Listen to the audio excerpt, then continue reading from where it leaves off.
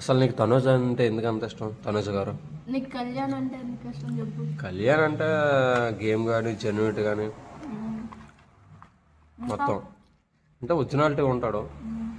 చాలా మంచి వ్యక్తి. అందుకని నాకు కూడా తనుజ అంటే మరి నాకు తన కూడా గేమ్ అంటే తన యాక్టింగ్ అంటే సీరియల్ మొత్తం ఉందారా ఫస్ట్ నిండా ఫస్ట్ నుంచి నువ్వేనా మీ ఇంట్లో వాళ్ళు కూడానా? మా ఇంట్లో వాళ్ళు కూడా సీరియల్ చూసారా మీరు? చూసాం.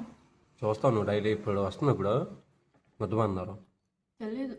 అప్పుడు వచ్చేది కదా. డైలీ చూసేదానివా? డైలీ చూసేదాన్ని. అంటే అప్పటి నుండి ఇష్టం నీకు? అప్పటి నుంచి ఇష్టం. తను ఎప్పుడైనా కలవాలి అన్నది. మనం కలిసావు కదా ఆల్రెడీ. మనం చూసాను కాకపోతే కలవలేదు. మొత్తానికైతే ఇప్పుడు ఈ వీడియో ద్వారా తనుజ గారిని కలాలని అయితే అనుకుంటున్నాను. అంటే వీడియోని తనుజ ఫ్యాన్స్ అందరూ తనుజ గారికి షేర్ చేయమని చెప్పు. మరి నువ్వే నీ నోరుతుంది చెప్పర్లేదు చెప్పు. గ్యాస్ అలాగా ఈ వీడియోని ప్రతి ఒక్కరు తనుజ గారు వరకు చేరే వరకు చెప్పు. Automatic share అయిపోద్దంట. షేర్ అవుతుంది. నీ ఫ్యాన్స్ ఎవరైనా షేర్ చేస్తారు, చెప్పకుండా షేర్ చేయాలి. మరి అలాగే ఫ్యాన్స్ అంటే చెప్పకుండా షేర్ చేస్తారు. అదొకటి ఉందండి. కళ్యాణ్ అంటే కళ్యాణ్ కూడా అంతే కదా, ఇద్దరు ఫ్యాన్స్ అవుతావు కదా. ఇద్దరు ఫ్యాన్స్ ఒకటే లేదు, మ్యూచువల్ ఫ్యాన్స్. నాకు తనుజ అన్న ఇష్టమే, కళ్యాణ్ అన్న ఇష్టమే. కాకపోతే కళ్యాణ్ అంటే ఎక్కువ ఇష్టం. ఎవరికి? నీకు. అంటే ఇద్దరు ఇష్టమే. ఇప్పుడు నీకు ఇద్దరు ఇష్టం, నీకును అందులో నీకు తనుజ ఎక్కువ ఇష్టం. ఇప్పుడు నాకు ఇలాగే కళ్యాణ్ ఎక్కువ ఇష్టం. అంతే, మిగతా అంతా సేమ్ కదా.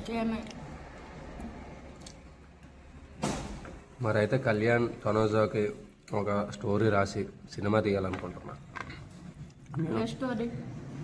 అంటే ఒక లవ్ స్టోరీ ఏదైనా మంచిగా తీసి చేయాలనుకుంటున్నా.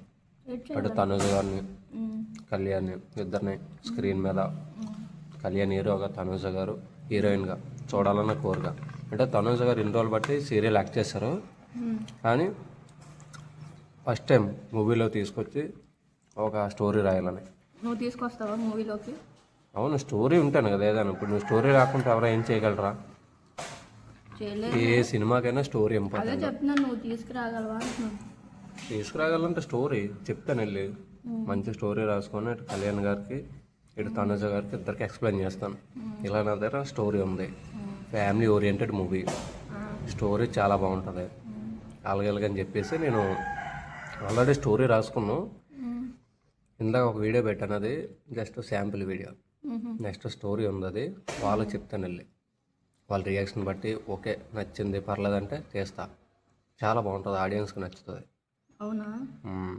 మొత్తం అది ఫ్యామిలీ ఓరియంటెడ్.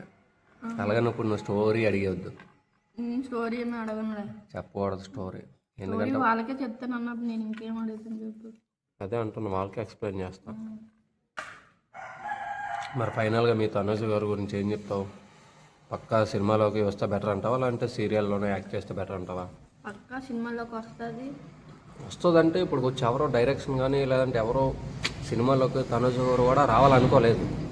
ఇప్పుడు వస్తారనుకుంటున్నారు చాలా మంది. చాలు, ఇప్పుడు రారు, మనం చెప్తే వస్తారు.